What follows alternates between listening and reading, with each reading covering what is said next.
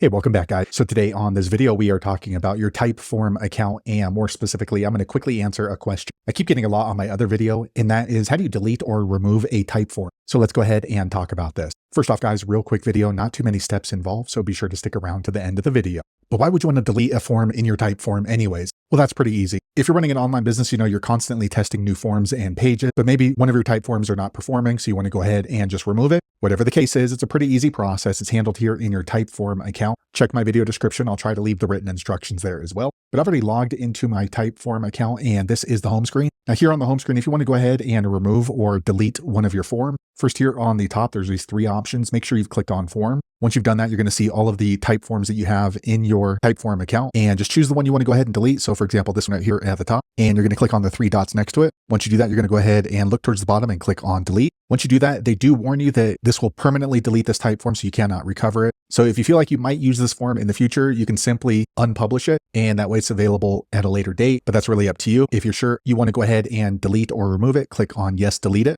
Okay, and a quick second later, the page refreshes, and you can see my form in Typeform has now been deleted, so I can no longer use it. And also the link that I had for that particular Typeform is broken. It's not going to work. It's not going to go to that Typeform. So there you have it, guys. If you're wondering how to delete or remove a form in your Typeform account, that's the easiest way I know how to do it. If you know an easier way, be sure to leave a comment below. Let the rest of us know how you did it. Hopefully you found that video useful. If so, click thumbs up, or maybe consider subscribing to my channel, and I hope to see you on the next video. Thanks again for watching.